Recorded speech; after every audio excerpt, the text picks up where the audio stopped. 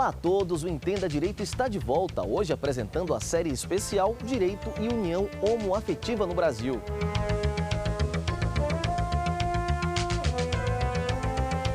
Na reportagem especial Entenda a legalização da união estável entre pessoas do mesmo sexo no Brasil. A Secretaria da Justiça, Cidadania e Direitos Humanos, ela tem o dever de trabalhar sobre as políticas públicas voltadas às comunidades LGBT. Conheça mais sobre o tema na entrevista com o professor Raimundo Andrade. Nós temos já vários casos de conversão de união estável homossexual em casamento. No quadro Direitos da Gente, acompanhe a história de Joniel e Henrique. Mesmo quando a gente fez o documento de união estável em 2003, que foi um paliativo criado pelo grupo gay, alguns órgãos não aceitavam. E a opinião da população nas ruas da capital baiana. Porque cada um tem sua opção sexual do jeito que quer, então cada um tem que viver do seu jeito. Começa agora mais um programa Entenda Direito.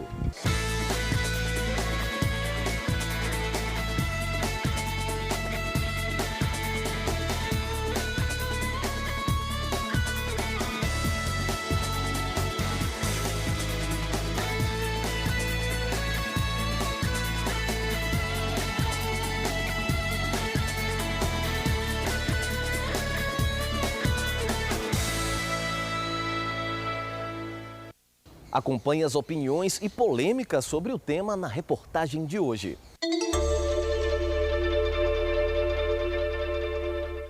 No Brasil, as diferenças entre heterossexuais e homossexuais ultrapassam a questão da orientação sexual. Na maioria dos estados e cidades, não existem políticas públicas específicas para gays, lésbicas, bissexuais, travestis e transexual, reivindicação antiga das entidades que representam o segmento GLBTT. Hoje, para a gente avançar na questão do gay se assumir completamente perante a sociedade, a gente precisa de um abraço, de uma força do Estado. Né? As políticas sociais para o público, né, LGBT se restringem unicamente a ações voltadas para DSTs, para AIDS, mas inserção no mercado de trabalho, né, políticas para coibir o preconceito, a gente ainda precisa de bastante ações sociais. A Secretaria da Justiça, Cidadania e Direitos Humanos, ela tem o dever de trabalhar sobre as políticas públicas voltadas às comunidades LGBT. Nós já tivemos a primeira conferência estadual, a segunda conferência estadual e também as conferências nacionais. O comitê trabalha, poder público e sociedade civil, na construção de uma política baiana que possa vir a melhorar, né, a qualidade de vida, né, dessa população e diminuir a questão da violência. A última conquista do segmento GLBTT foi o reconhecimento da união estável entre pessoas do mesmo sexo pelo Superior Tribunal de Justiça, em outubro de 2011. A decisão representa um avanço para a equiparação de igualdade de direitos entre casais homossexuais e hétero, tendo em vista que, atualmente, a união entre homossexuais juridicamente não existe nem pelo casamento, nem pela união estável, e configura apenas sociedade de fato. O casamento entre homossexuais no Brasil não tem ainda uma regulamentação, assim como a união homossexual não tem uma lei regulamentadora. As aberturas estão vindo daquilo que se chama de jurisprudência, que é um conjunto de decisões reiteradas, ou seja, repetidas, em uma mesma direção. Depois que nos dias 4 e 5 de maio de 2011, o Supremo Tribunal Federal equiparou a união estável entre homem e mulher à união homoafetiva, as possibilidades de casamento começaram a surgir no Brasil, porque a lei afirma que a união estável é uma convivência pública e notória entre homem e mulher, devendo a lei facilitar a sua conversão em casamento.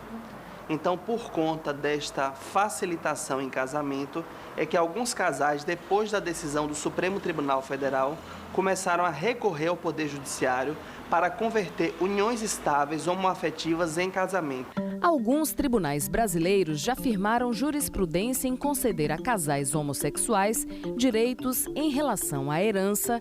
Metade do patrimônio construído em comum pode ficar para o parceiro. Plano de saúde, inclusão do parceiro como dependente, pensão em caso de morte, recebimento se o parceiro for segurado do INSS. Guarda de filho, concessão em caso de um dos parceiros ser mãe ou pai biológico da criança. E emprego, a opção sexual não pode ser motivo para a demissão. O fato de outros países terem já legislado a união homoafetiva em formas de família, como o Pacto da Solidariedade, por exemplo, na França, como o próprio casamento na Holanda e também aqui na América Latina, como o caso da Argentina, servem de grande estímulo para que o poder legislativo brasileiro deixe de ser tão preconceituoso como infelizmente tem sido no sentido da omissão para com uma parcela da população que é de mais de 20 milhões de brasileiros, a chamada parcela LGBTT, lésbicas, gays, bissexuais, travestis, transexuais e outros e outras transgêneros e transgêneras.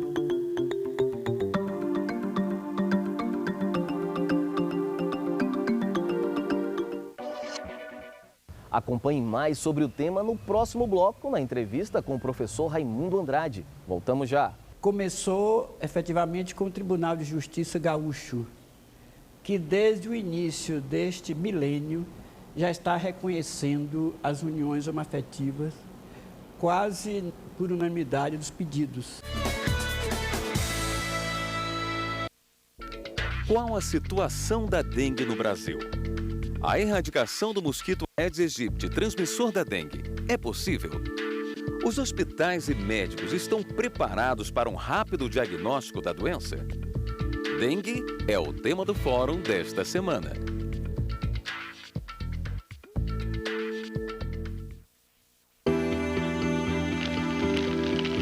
Impedimento. Situação em que o juiz não pode atuar numa causa legal. Esta proibição acontece, por exemplo, quando uma das partes do processo ou os advogados forem cônjuge ou parente do juiz. Já o ministro do STF pode se declarar impedido de relatar um processo, indicando o motivo.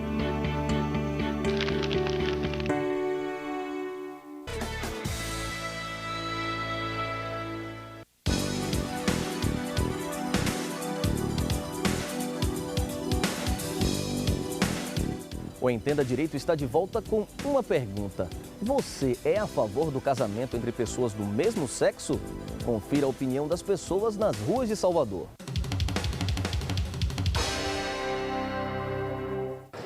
Bom, eu acho que cada um deve optar pelo que melhor lhe convém. Seja do mesmo sexo ou seja do sexo oposto, entendeu? Não tem que haver uma discriminação sobre isso. Eu sou contra por motivos religiosos, porque, fui casada há 49 anos e acho, sei lá, não concordo muito não. Porque cada um tem sua opção sexual do jeito que quer, então cada um tem que viver do seu jeito. Também quem tem alguma coisa contra, eu acho errado, que isso é totalmente errado. Se eu tenho minha opção sexual, eles têm a opção sexual dele, tem que ser.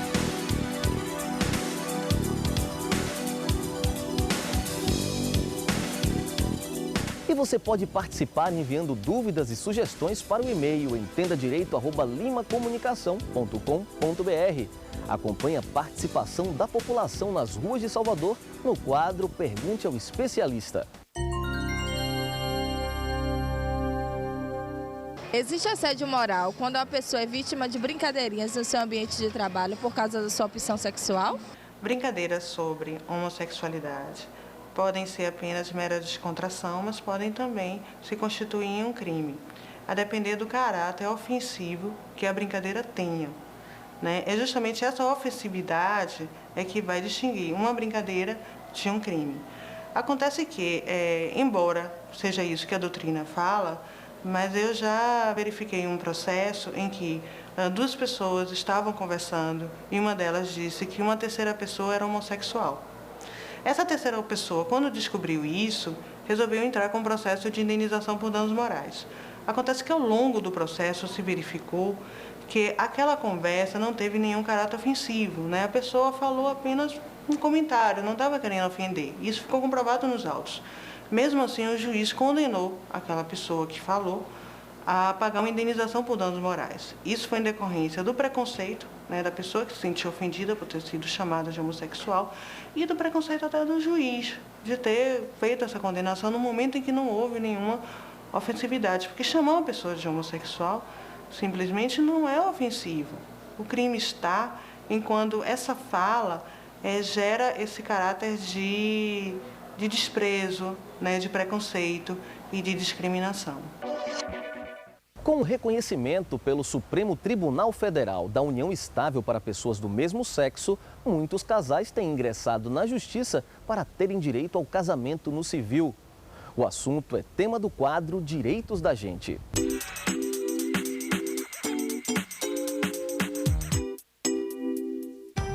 Joniel e Henrique estão juntos há 13 anos e em 2003 ficaram conhecidos em todo o Brasil como um dos primeiros casais homossexuais da Bahia a oficializarem a união no livro de contrato de união estável homossexual. Assim, mesmo quando a gente fez o documento de união estável em 2003, que foi um paliativo criado pelo grupo gay, alguns órgãos não aceitavam, o INSS aceitou. A empresa que eu trabalho, que eu pude colocar Joniel desde 2003, que ele está no meu plano de saúde como meu dependente. Então foi a primeira conquista para a gente, foi essa daí. Mesmo sendo um documento não oficial, já se viu para a conquista. E quando a gente conseguiu fazer em 2011, agora em maio, quando o Supremo Tribunal aprovou, aí para a gente foi uma conquista maior. E o próximo passo é transformar em casamento civil com mudança de nome e tudo mais. O entender final é do juiz. O juiz que vai dizer se é válido ou não. Porque não é mais o Supremo que vai interferir nessa questão. O advogado leva até o juiz vai analisar a situação e vai dizer se pode ou não transformar em casamento.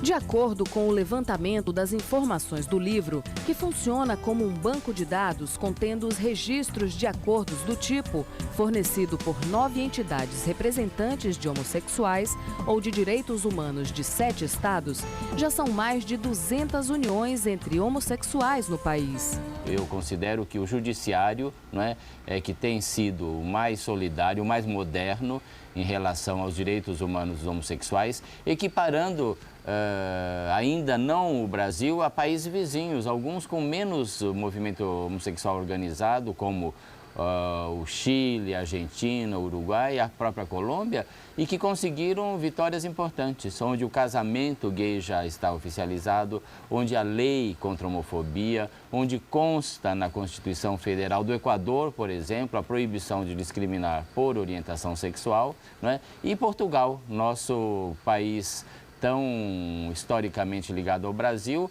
e que, apesar de todo o conservadorismo, já há anos os homossexuais têm muito mais direitos do que os brasileiros. Os cartórios, antes da decisão do STF, se dividiam entre aqueles que concediam e os que não concediam a escritura pública a casais homossexuais. Na comarca de Feira de Santana, por exemplo, eu fui o advogado que assessorou o primeiro casal de mulheres que conseguiu, em 2005, a escritura pública declaratória de união estável. Então, a partir deste documento, por exemplo, é possível facilitar a vida em termos de previdência, em termos de inclusão do companheiro ou companheira em plano de saúde, enfim, direitos que já são automáticos no casamento. A decisão abre precedente para que tribunais de instâncias inferiores ou até mesmo cartórios adotem posição semelhante. A gente tem um filho que tem 11 anos, que é filho biológico dele, e a gente cria desde que tinha 4 meses, que eu tenho a guarda porque eu coloquei ele no meu plano de saúde. Eu acho que nós temos todos os requisitos para passar pelo julgamento de um juiz aí que for usar esse nosso pedido. Eu acho que nós imaginamos que vai ser fácil, né? Que seja agora em 2012, né? E a gente quer que isso seja uma coisa que todo mundo tenha direito, que não precise passar por isso. Até porque eu acho assim, a sociedade, ela tem que abrir mais os olhos para a realidade do amor entre duas pessoas do mesmo sexo. Porque é uma coisa cada vez normal, cada vez que a gente vê com mais frequência, a gente quer que isso seja assegurado para mais e mais casais que também tenham vontade.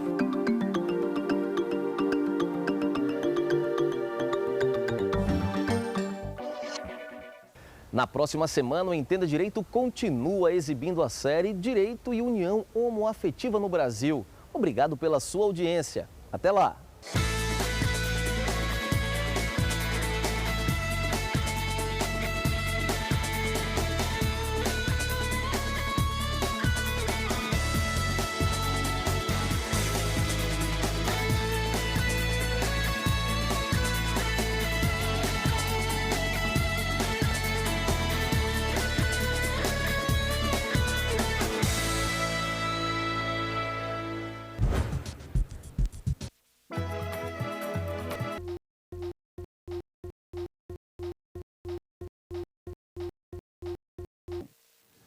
No Rio Grande do Sul, o ex-proprietário de um apartamento foi condenado a pagar R$10 mil de dívidas do IPTU por não ter feito a transferência do imóvel. O mercado imobiliário é um dos setores que mais cresce no país. Só no Distrito Federal, durante todo o ano passado, foram registrados mais de 40 mil transferências de imóveis por compra e venda, herança e até doação. Na transação comercial de um imóvel, é preciso tomar algumas providências de segurança para evitar futuras surpresas. Tem que fazer a transferência imediatamente. Aí o adquirente paga um imposto chamado ITBI, Imposto sobre a Transmissão Intervivos, e lavra a escritura. A partir dali vem o imóvel em nome dele, o carnê do IPTU, vem tudo normal em nome dele. Caso isso não aconteça, os tributos referentes ao bem são de responsabilidade do comprador. Mas o contribuinte registrado na prefeitura é o ex-proprietário. É importante que quem está vendendo, ou mesmo quem está comprando, trazer uma cópia dessa escritura de compra e venda à Secretaria de Fazenda. De qualquer forma, os cartórios também têm a responsabilidade de enviar essa informação à Secretaria de Fazenda. O que muita gente não sabe é que o vendedor do imóvel é o responsável pelo pagamento do IPTU até que se faça a transferência na Secretaria de Fazenda. Foi o que aconteceu com um homem em Porto Alegre que vendeu um imóvel em 1988 e não mudou o registro imobiliário. Agora ele vai ter que desembolsar quase R$10 mil para pagar o IPTU de um imóvel que não é mais dele. O autor da ação alegou que no momento da compra foi firmado um contrato em que o novo dono se responsabilizaria pelos impostos decorrentes da compra e venda. Mas, de acordo com o Código Tributário Nacional, contrato como esse não é válido porque vai contra os interesses da Fazenda Pública. Eles deveriam ter pelo menos comunicado à Secretaria de Fazenda para que a Secretaria de Fazenda do município expedisse o carnê em nome do adquirente daquele imóvel. Se ele não atualizou esse cadastro junto à Secretaria de Fazenda, pode acontecer de ele ser inscrito na dívida ativa e futuramente ser executado por uma dívida que não é da sua responsabilidade.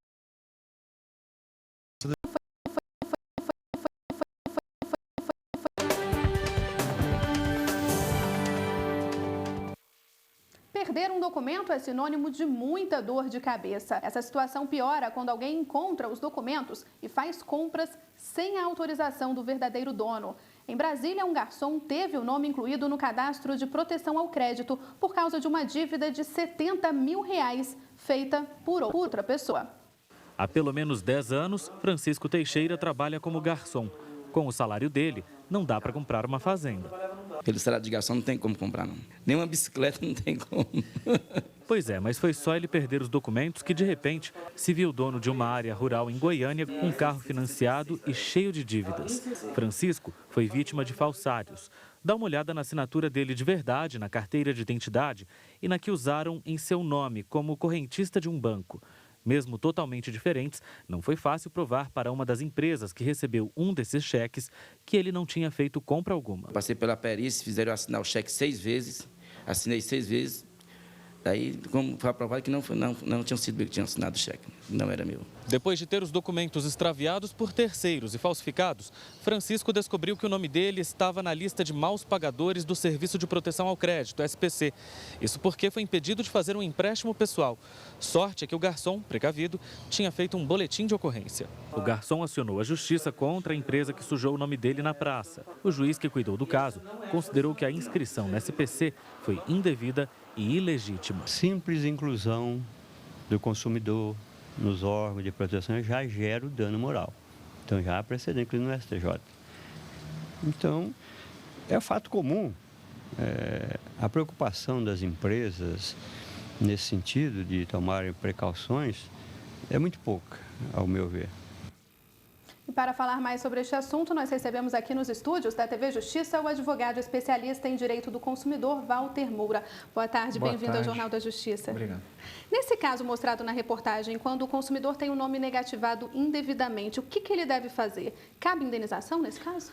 Bom, no caso do roubo específico, tem-se que comunicar à autoridade policial. Hoje se faz inclusive boletim por internet, não se faz sempre o boletim presencial e tem-se que guardar este comprovante. E não é por demais cuidadoso ir ao banco e informar que o documento, e principalmente o talão de cheque, foi extraviado. Porque aí se alguém tentar abrir uma conta nessa agência ou movimentar a agência, a conta na agência, vai ter essa prova de que não é para fazer. Em hipótese de dano moral, esse registro é o registro chamado inverídico, porque ele não corresponde a um fato real, a um débito que foi causado pela pessoa do consumidor. Nessas hipóteses, se você tiver documentado e ir para a justiça, você vai pedir a anulação da inscrição, o juiz vai examinar o caso concreto de acordo com as provas e costuma sim, existe sim, como disse o advogado, precedentes dos tribunais, inclusive do Superior Tribunal de Justiça, concedendo sim o dano moral. E a pessoa que perde os documentos ou tem os documentos roubados, o que ela deve fazer? Quais as providências? E no caso contrário também, a pessoa que acha algum documento, o que deve ser feito? Muito bom. Quando se perde o documento ou se tem furtado ou roubado, o correto, como já foi dito, é fazer o registro na autoridade policial e guardar o comprovante contigo. Além disso, comunicar às agências que esse documento foi extraviado. As agências bancárias, por exemplo, cancela o cartão de crédito, o cartão de débito no mesmo dia, se possível. E em relação a quem achou um documento, é uma questão de polícia. Se der destinação equivocada, vai responder a crime e vai ser alvo de investigação policial. O correto nesse aspecto é pegar o documento e entregar ou a uma autoridade policial ou às centrais de cidadão municipais ou estaduais, que já tem em quase todas as cidades do país. Ok, bom, e nós temos algumas dúvidas sobre este assunto gravadas nas ruas. Vamos ouvir a primeira pergunta. Meu nome é Francisca e minha dúvida é o seguinte: como que eu faço para sair do SPC? Bom, ela não falou qual é a causa de entrada. Se a causa de entrada for um débito e esse débito é reconhecido e não foi pago, o único jeito é quitar o débito. Se não houver a quitação por razões pessoais ou impossibilidades pessoais, em 5 anos a lei prevê que esse registro vai sair automaticamente. Mas não quer dizer que essa dívida foi paga. Agora, existem N outras razões para retirar o nome. Se o registro for inverídico, incorreto ou der conta de fatos desabonadores que não precisavam estar na conta, no débito, o próprio Código de Defesa do Consumidor fala que você tem direito de ação para ir no judiciário e pedir a exclusão do seu nome. Ok, vamos ouvir mais uma dúvida sobre este assunto. Meu nome é Georgia, eu sou comissária de voo e eu gostaria de saber se meu nome for incluído mais uma vez no SPC e for injustamente, eu posso pedir indenização? Nesse caso, então, uma vez é correto, a outra não. O que é feito? Esse caso é interessante, parece que é raro, mas não é. O entendimento pessoal que eu tenho, inclusive das entidades de defesa do consumidor defendem em revistas científicas, é que se, dentre várias inscrições, uma delas for equivocada, for a incorreta, ela gera sim o dano moral. Entretanto, é de se advertir que o Superior Tribunal de Justiça entendeu há poucos anos atrás que a segunda inscrição não gera dano moral se a primeira foi correta. Ao meu sentir, cada caso tem que ser estudado em separado, mas o correto seria, se existe um registro indevido, o fato do seu nome já estar, ele não é uma excludente do dano moral. O dano moral vai persistir, até porque serão 2 registros que deverão ser tirados e não apenas um. E por quanto tempo o nome pode ficar no SPC? Existe algum prazo? Pela lei, o Código de Defesa do Consumidor, artigo 43, é de 5 anos. Tá. Ok, nós temos mais uma dúvida gravada nas ruas, vamos ouvir.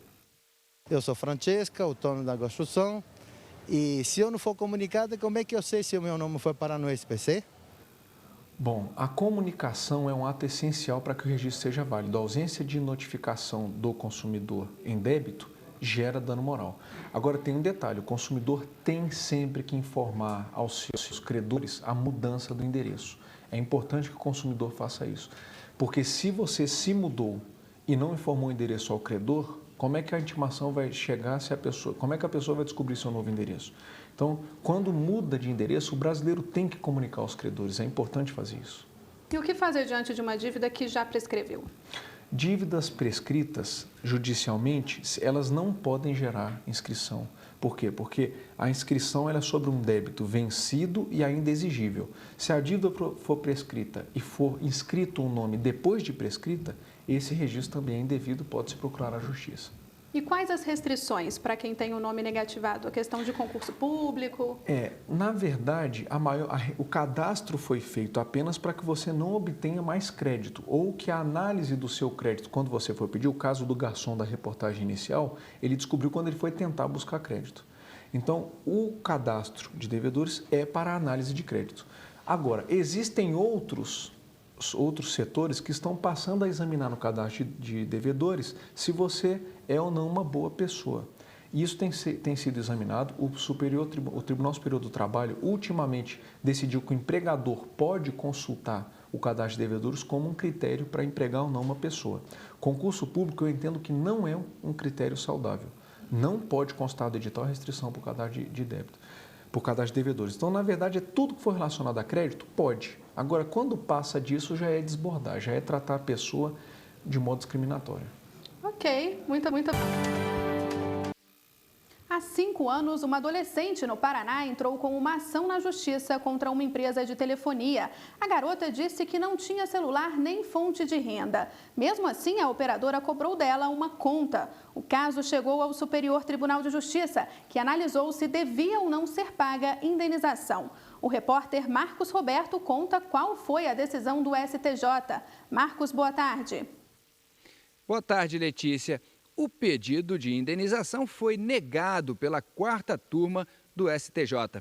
Os ministros entenderam que houve apenas um incômodo, já que o nome da autora não foi incluído em cadastro de devedores e ela não sofreu nenhum tipo de constrangimento. A operadora apresentou em juízo as contas pagas por uma homônima da autora e que afirmou que aconteceu apenas o erro do envio das correspondências. O ministro relator do caso aqui no STJ, ministro Luiz Felipe Salomão, destacou que o envio, as cobranças causaram apenas um mero aborrecimento, o que não justifica o reparo por danos morais. Letícia. Sim. Em São Paulo, o candidato a emprego de eletricista passa por constrangimento durante processo de seleção. Uma das exigências era que ele rebolasse na frente dos examinadores. Indignado, ele entrou com pedido de indenização na justiça e ganhou a ação. Na hora de concorrer a uma vaga no emprego, todo cuidado é pouco. É preciso que o candidato não se exceda nem seja quieto demais.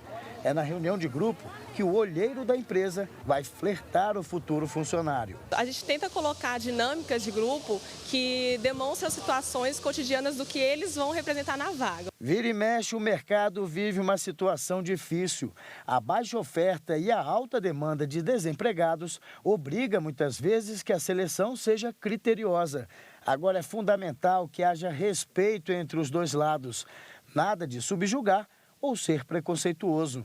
Em São Paulo, um candidato foi humilhado durante a entrevista de emprego na cidade de Bragança Paulista. Ele concorria com outras pessoas ao cargo de eletricista, mas o método usado pelo Departamento de Recursos Humanos fugiu completamente dos padrões da profissão. O homem teve que rebolar diante de algumas funcionárias. Ofendido com a atitude, ele resolveu procurar a justiça em busca de indenização pela situação vexatória. A City Luz, empresa que presta serviço de iluminação pública, justificou a medida, dizendo que simplesmente queria conhecer a desenvoltura dos candidatos. O constrangimento resultou em uma indenização de R$ 6.200. Para o juizado especial, a empresa até tentou argumentar que ninguém era obrigado a fazer a tal brincadeira. Mas isso não explica o comportamento da chefia em selecionar os futuros empregados. Segundo esse advogado, a decisão foi correta. O que um chefe de departamento de pessoal, de recursos humanos, tem que pensar sempre quando for fazer um teste, alguma coisa assim, é naquilo que ele próprio, num primeiro raciocínio, aquilo que ele próprio não admitiria para si. A coordenadora de recursos humanos defende que ofensas assim podem causar traumas. Pode gerar, inclusive, um trauma, né? Porque ele vai se colocar nessa mesma situação futuramente. E ele pode relembrar como que foi constrangedor naquela situação. E isso pode dar um bloqueio, né? Ele pode se retrair e não representar tudo que ele é numa seleção. E nós ficamos por aqui. Outras notícias do Judiciário no Jornal da Justiça, segunda edição, às 6h30 da noite. Uma boa tarde para você e até amanhã. Letícia. Obrigada, Carolina. O Tribunal de Justiça de São Paulo manteve a indenização de R$40 mil da Universidade Bandeirante de São Paulo para Geise Arruda. Ela era estudante de turismo da Uniban quando foi xingada em outubro de 2009 nos corredores da universidade por estar usando um microvestido rosa. O Tribunal de Justiça de São Paulo negou os recursos da ex-estudante, que queria aumentar o valor da indenização, e da universidade, que pedia para cancelar a condenação. Em 2009, Geise Arruda fazia o curso de turismo na Uniban, Universidade Bandeirante, em São Bernardo do Campo. Ela foi para a faculdade com um vestido rosa, curto e justo. Foi cercada e ameaçada pelos alunos e precisou de um jaleco e da ajuda de policiais militares para deixar o local. As cenas foram gravadas por telefones celulares e divulgadas na internet. Geise chegou a ser expulsa da Uniban por desrespeito à dignidade acadêmica e à moralidade, mas depois a universidade voltou atrás. O Tribunal de Justiça paulista manteve a decisão que condena a Uniban a pagar uma indenização de R$40 mil à ex-estudante por danos morais, bem abaixo do valor pedido por Geise Arruda, de R$1 milhão.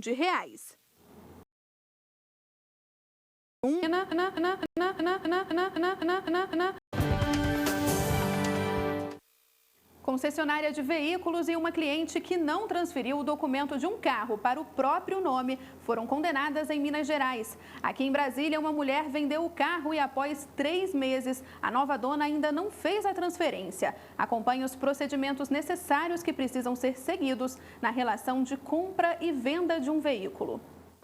Dona Edmar vendeu o carro que ela tinha há 3 meses. Até hoje, a nova dona não fez a transferência do veículo. Ela está preocupada com essa situação. Afinal, se a nova dona for multada, quem tem que pagar a conta é Dona Edmar. A minha preocupação é por estar no meu nome, continuar no meu nome. Mas o que eu posso fazer, o que eu vou fazer é, ao passar para ela o DUD, eu vou pegar a cópia e levar ao Detran para comunicar que foi vendido. Mas, de todas as formas, eu fico apreensiva. Casos como este da Dona Edmar podem render indenização por danos morais. Em Varginha, sul de Minas Gerais, o antigo dono de um carro começou a receber multas em seu nome. A transferência não tinha sido feita e, por isso, a Justiça condenou a nova dona do carro e também a revendedora de veículos. A indenização foi de R$5 mil. O dono de uma loja de automóveis de Brasília explica os procedimentos que costuma adotar para quem deixar o veículo na loja. O cliente que está trazendo o carro para recebermos em troca, ele vai entregar para a gente o DUT e é feita uma procuração para que nós possamos ter poderes sobre esse novo carro, entendeu? Que vai ficar no pátio para uma revenda. No Detran, a orientação é clara. Ao transferir um carro, é preciso respeitar os prazos. O condutor também explica o que deve ser feito no momento da transação de compra e venda. Se você deixa o carro em consignação, por enquanto, é do proprietário do veículo. O que o vendedor no comércio do veículo, na comercialização do veículo, é que ele vai ter o documento da nota fiscal de entrada, da concessionária ou da agência, que você, olha, tal dia deixei o carro lá para que ele seja vendido. Esse documento te respalda, possivelmente por dano civil, tá, ou penal. No Detran, administrativamente, do ponto de vista dos tributos, do ponto de vista das multas, só com a comunicação de venda. E para falar sobre este assunto está aqui o advogado Asdrubal Júnior. Boa tarde, bem-vindo ao Jornal da Justiça. Boa tarde, Letícia. Uma satisfação. Para fazer a transferência, então, do veículo, qual o procedimento correto? Bom, na verdade, o procedimento, quando você lida, está vendendo para uma outra pessoa diretamente, sem uma agência envolvida no meio dessa negociação, aí é muito mais simples. Ele vai pegar aquele documento que é para fazer a transferência mesmo, que a pessoa já tem, que recebe em casa quando recebe o seu primeiro documento. Então, ele vai fazer o preenchimento para quem é o novo proprietário que vendeu, vai no cartório e vai registrar esse documento e reconhecer a firma do comprador e do vendedor. Aí ele vai entregar esse documento para o comprador, porque o comprador precisa dele para fazer a transferência. Mas antes disso, ele deve ter o seguinte cuidado: tirar uma cópia, autenticar esse documento, essa cópia, e pegar um recibo nessa cópia de que o comprador recebeu o original desse documento. De posse disso, o vendedor por uma questão de cautela, deve procurar o Detran e comunicar que vendeu o veículo, apresentando, então, essa cópia autenticada de que entregou o documento de transferência para o comprador. Se o comprador não realizar a transferência naquele prazo de 30 dias, ele vai receber uma multa por não ter realizado a transferência e o vendedor vai ficar resguardado quanto a eventuais multas e encargos tributários decorrentes dessa venda posterior a esse momento, naturalmente. Então, há um resguardo. A dificuldade maior, normalmente, reside quando as pessoas passam só a procuração. Que aí, ou seja, a procuração, o que você está fazendo? Você está dando poderes para outra parte agir em seu nome. Então, ela vai preencher esse documento de venda quando ela quiser. Naturalmente que aí o vendedor ele fica inseguro se a pessoa não realizar isso dentro do prazo de 30 dias, ele pode sofrer consequências de receber multas e impostos atrasados e, eventualmente, até uma outra responsabilidade civil por algum dano que o veículo tenha causado ou até mesmo responsabilidade penal decorrente do veículo estar envolvido em algum crime e ele se tornar suspeito por essa atividade, ter que provar que vendeu o veículo antes. Então, são uma série de dificuldades que recomendam se evitar fazer a venda por procuração. Quando tem uma agência, você também tem complicações, porque a agência normalmente não recebe o veículo como compra do veículo, transferindo para a propriedade da agência, o que deveria tecnicamente ser feito, mas não faz isso por conveniências e também por questões tributárias. Aí ela acaba pegando a procuração para que o despachante da agência faça isso depois. Ok, bom, e nós temos algumas dúvidas sobre este assunto gravadas nas ruas. Vamos ouvir a primeira pergunta. Eu sou Cristiano, construtor, e gostaria de saber, quando eu compro o carro, eu preciso fazer um contrato de compra e venda. Como é que é, então, essa questão desse contrato? Bom, quando é feito diretamente com a pessoa, claro que esse contrato é o próprio documento de transferência, não há uma necessidade, a não ser que ele vai assumir obrigações futuras de pagamento, aí o contrato acaba sendo recomendável para dar mais segurança para o vendedor do pagamento futuro que tenha a receber. Quando ele vai fazer a venda à vista, receber o dinheiro, ele já vai no cartório, dá o recibo do pagamento que recebeu e exige o recibo de que a pessoa está levando o documento já preenchido para realizar a transferência, porque é exatamente aquilo que a gente falou na pergunta anterior, para poder ele comunicar ao Detran que foi feita essa venda. Agora, quando isso é feito com uma agência, aí recomenda-se, porque ele está entregando o seu veículo, às vezes, como parte de uma outra transação, e isso vincula também, amarra para, eventualmente, ele ter ressarcimento de algum dano que possa existir no futuro, e também porque se sabe que a agência pode demorar alguns meses, às vezes, para conseguir vender aquele veículo, e nesse período, sabe-se lá se a agência usou o veículo, algum funcionário causou algum dano, gerou novas multas, às vezes ainda antes de vender para o novo proprietário. Então, essa é uma garantia, uma comprovação que ele tem de que entregou o veículo, de que está sob a responsabilidade da agência, para que ele possa depois se ver ressarcido de prejuízo. Mas é importante dizer que, sob o ponto de vista administrativo e tributário, continua o vendedor responsável até que a transferência seja formalizada junto ao órgão de trânsito. Ok, vamos ouvir mais uma dúvida sobre este assunto. Olá, sou Francisco. As multas feitas a partir da venda do carro, quem deve pagar e como comprovar? Como é que funciona, então, nesse caso das multas? Bom, as multas que aconteçam por infrações posteriores à venda, porque uma coisa é a multa chegar depois da venda e outra coisa é a infração que gerou a multa ter sido depois da venda.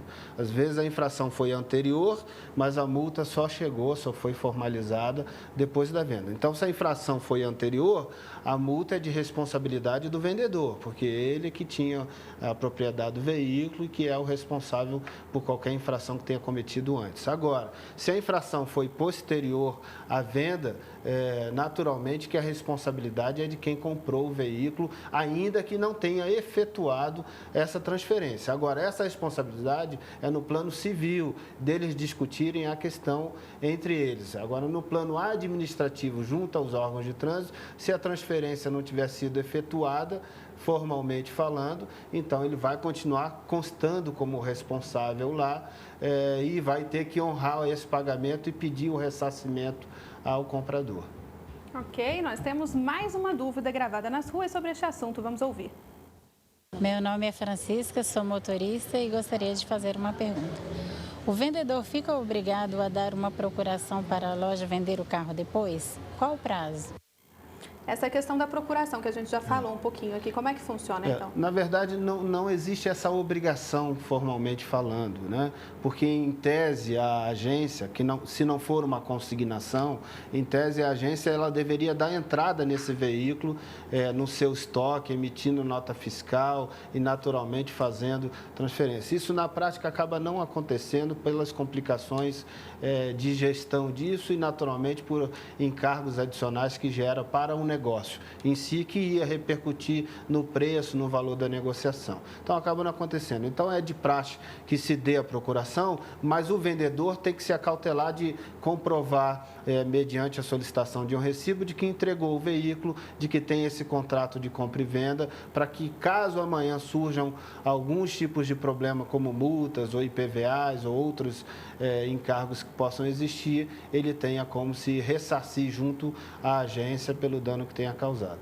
Ok, muito obrigada pela participação, uma boa tarde. Uma satisfação.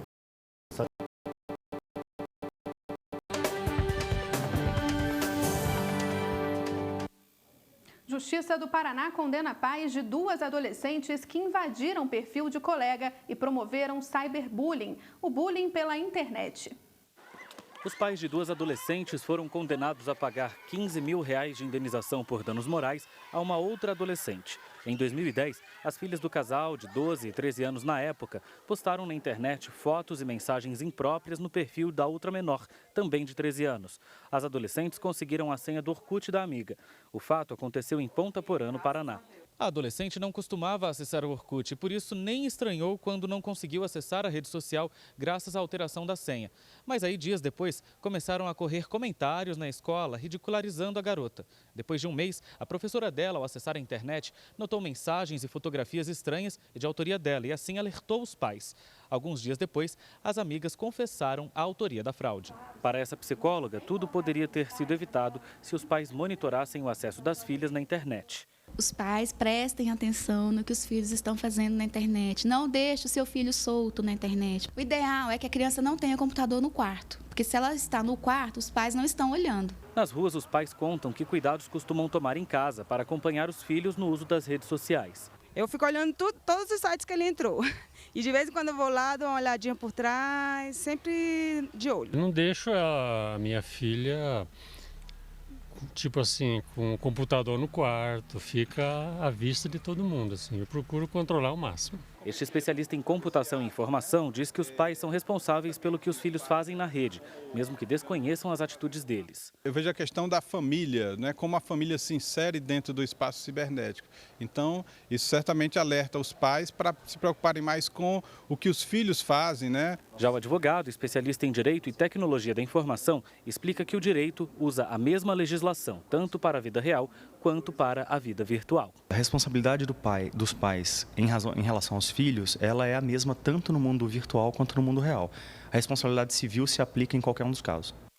E para falar mais sobre este assunto, está aqui a advogada Renata Vilas Boas. Boa tarde, bem-vinda ao Jornal da Justiça. A responsabilidade dos pais por atos ilícitos cometidos pelos filhos está prevista em lei? Eu tenho essa previsão no Código Civil. Então, há a previsão que, no caso dos pais, eles têm que vigiar, têm que cuidar dos seus filhos e, caso não fizer e tiver algum ato ilícito que venha a ocorrer, eles respondem. Os pais vão sempre responder, então, pelos atos do filho? A não ser que esses atos do filho a gente consiga depois verificar que há uma excludente, mas, regra geral, sim, eles respondem. E quais as punições para os pais que não cumprirem a lei? Se o pai não cumpre a lei, que é de vigiar, que é de cuidar desse filho, né, então eu tenho aí no âmbito civil a indenização. Na área criminal, quem responde por um ato ilícito, enfim, cometido pelo menor? O pai não responde perante o Código Penal. Nesse caso, eu vou ver se se trata de um adolescente e, se for, eu tenho aí a possibilidade, né, do Estatuto da Criança e Adolescente aplicar alguma medida socioeducativa. Se o filho menor, por exemplo, pegar o carro do pai sem o consentimento dele e se envolver em um acidente, como é que acontece? Com relação à indenização, esse pai é que vai estar respondendo. Né? Então, vai ser apurado os valores referente ali àquele evento, né? Quais os danos que foram causados, e esse pai vai ser responsabilizado. No caso de bebidas alcoólicas também, quer dizer, se o filho menor for pego bebendo, consumindo bebidas alcoólicas? Eu posso fazer um diferencial aonde ele estiver bebendo. Né? Então, se por acaso se for num restaurante, num barzinho, eu vou ter aí a figura também do proprietário desse restaurante, desse barzinho. Mas, via de regra, a responsabilidade é dos pais. Ok, bom, e nós temos algumas perguntas gravadas nas ruas sobre este assunto. Vamos ouvir a primeira dúvida. Oi, eu sou o Edson, gerente administrativo, e minha dúvida é a seguinte: se filhos emancipados, os pais continuam sendo responsáveis? Nesse caso, a responsabilidade continua sendo dos pais? Há uma divergência com relação a isso. Quando a gente fala na emancipação, a regra seria que esse adolescente, porque tem que ser maior de 16 anos e menor de 18, ele já passaria a estar apto para realizar os atos da vida civil sem a interferência dos pais. Mas, se existe a possibilidade do que ele fizer, esses pais responderem solidariamente. No caso de pais separados, de quem é a responsabilidade? Depende de como ficar a guarda, porque eu tenho a guarda unilateral e tenho a guarda compartilhada. Mesmo na guarda unilateral, que ficaria com um dos pais, eu tenho a possibilidade desse menor estar com outro pai no final de semana, né, nas férias. E aí, nesse caso, seria do outro pai. Depende da situação e do tipo de guarda, então. Ok, vamos ouvir mais uma dúvida sobre este assunto. Meu nome é Olímpia, sou empresária, tenho uma dúvida. Quando meu filho é maior de idade, mas incapaz, eu ainda sou responsável por ele? Nesse caso, a responsabilidade continua, então?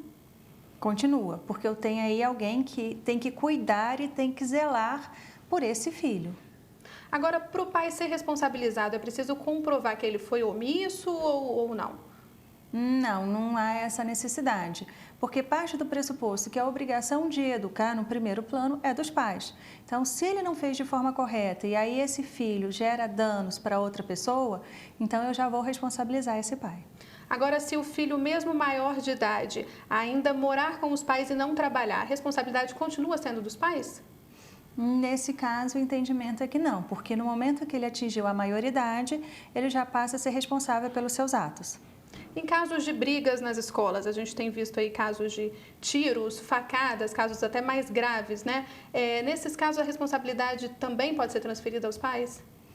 Pode, eu vou ter que fazer a análise de quem foi o responsável por deixar aquilo acontecer. Então, eu tenho tanto os pais podendo responder quanto a escola.